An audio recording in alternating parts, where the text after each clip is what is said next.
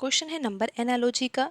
यहाँ पर जो संबंध 7 का 96 से होगा वही संबंध 8 का प्रश्न चिन्ह के स्थान पर आने वाली संख्या के साथ होगा।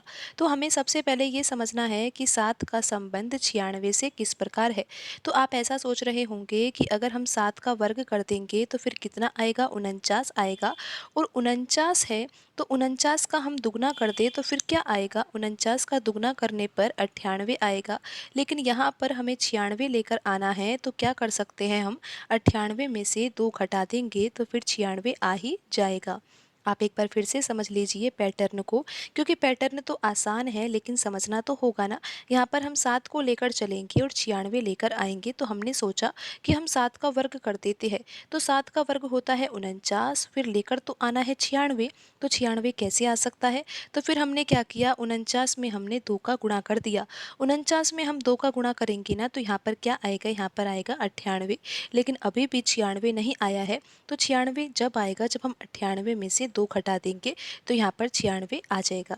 अब यही पैटर्न हमें किस में लगाना होगा, 8 में लगाना होगा और पता लगाना होगा कि प्रश्न चिन्ह के स्थान पर कौन सी संख्या आएगी। पैटर्न क्या है, हमें 8 लेकर चलना है और हमें करना क्या है, सबसे पहले 8 का वर्ग। तो 8 का वर्ग कितना होता है, 64 होता है। फिर उसके बाद हमें क्या करना है, जैसा कि आपने देखा कि यहाँ पर 7 का वर्ग 49 आया था तो हमने 49 का दुगना किया था। तो यहाँ पर भी हमें 64 का तो क्या करना होगा, दुगना करना होगा। 64 का दुगना करेंगे तो फिर कितना आ जाएगा, 128 आ जाएगा। जब यहाँ पर 49 का दुगना करने पर 98 आया था तो 96 लेकर आना था, इसीलिए 98 में से 2 घटाया था। तो यहाँ पर भी तो हमें वही पैटर्न लगाना है, 128 में से हमें 2 घटाना होगा तो यहाँ पर आंसर आ जाएगा 126। लेकिन अब आप ये देखिए कि दिए गए ऑप्शन में 126 नहीं है, तो फिर ये तरीका तो यहाँ पर सही नहीं हो सकता। अगर यहाँ पर ऑप्शन में 126 होता ना तो यहाँ पर 126 निश्चित रूप से सही आंसर होता, लेकिन यहाँ पर ऑप्शन में नहीं है तो फिर हमें तरीके को ही चेंज करना होगा। तो यहाँ पर अब हम और कौन सा तरीका लगाए कि जिससे कि 7 से 96 आ जाए। तो एक तरीका ये भी हो सकता है कि आप यहाँ पर 7 का वर्ग तो कर ही रहे थे, पहले भी 7 का वर्ग किया था तो यहाँ पर 49 आ गया था। अब आपको क्या करना है, 49 जो है ना वो 2 अंकों की संख्या है। आपको 49 के जो अंक है ना उनका स्थान बदल देना है और यहाँ पर नई संख्या बनानी है जो कि होगी 94। आप देख सकते हो कि 49 में जो 9 था ना वो इकाई के स्थान पर था, लेकिन हमने क्या किया, उसको दहाई के स्थान पर लिख दिया। और 4 जो कि यहाँ पर दहाई के स्थान पर था और इसको हमने लिख दिया इकाई के स्थान पर, और यहाँ पर जो संख्या बन गई है वो बन गई है 94।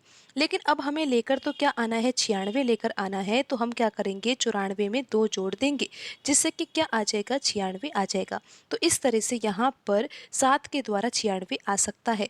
अब हम यही पैटर्न 8 में लगा कर देखते हैं। तो हमें सबसे पहले तो क्या करना है, 8 का वर्ग करना है। जैसा कि 7 का वर्ग किया तो हम यहाँ पर 8 का वर्ग करेंगे। 8 का वर्ग कितना आएगा, 64 आएगा।